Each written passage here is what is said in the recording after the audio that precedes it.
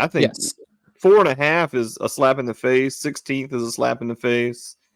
But I think the ACC is an underrated conference this year because without a I doubt. think there's a lot of good football teams this year, whereas in years past, this Virginia team, I would say, would be a dark horse to win the ACC. I can't say that right now. I just think there's ready looks like to compete, for a playoff spot. Yeah, I agree. I mean, Florida State, period. I mean, they're bringing back so many. And this is completely off topic. They're bringing in the transfer quarterback DJ Ukulele, which you don't know what you'll get out of him, but they look pretty good. Them alone. I mean, obviously Clemson's always going to be a tough team. Virginia Tech Miami has another always dark getting the horse. love. Miami, we'll see. We'll see about Miami. I never really buy into Miami, but unfortunately, we're hearing a lot about Virginia Tech. NC State, Louisville will probably. Louisville. They're all going to end up being competitive. And SMU, the new addition, absolutely. And SMU, that's going to be a tough senior day. Go ahead. And look at North Carolina's schedule. It's not the team necessarily, but look at Carolina's schedule. They could easily be like 9-0 to start the year with an upset or two, so it's going to be tough. It's going to be tough. Even a much better Virginia team could go out and win 4 to 5 games. But to me, I think this is a 6-win team is where I'm going to fall. I think they have the potential to be a 9-win team, 8 to 9-win team, but you're going to have the breaks go your way. And, we'll see. I think it's really about one of the biggest things is turning the close losses last year into wins this year. The games that we lost in the fourth quarter that we had in the bag, not in the bag, but that we had really close to winning, turning those into wins would make a huge difference in our schedule this year. And that's all it really took. I mean, you have a select 4 or 5 games last year that really could have gone either way. If we can get them to go our way, I mean, we're sitting in a bowl game potentially.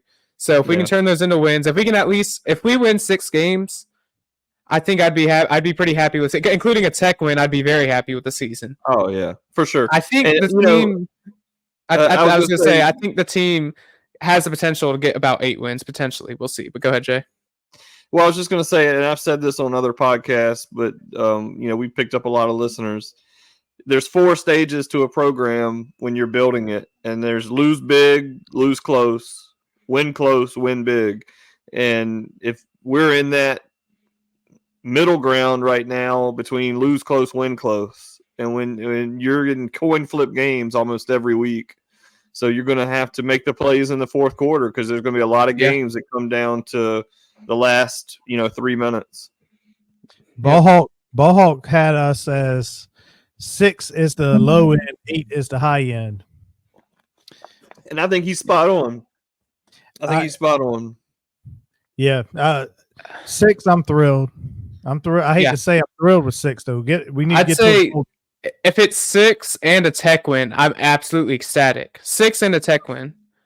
Now 6 without a 6 without a Tech win. I said 2 and a Tech win. I was gonna say you could take less than 6 with a Tech win. It depends on who the wins are against, but I mean, if we get 5 and a Tech win, I think I would be happy.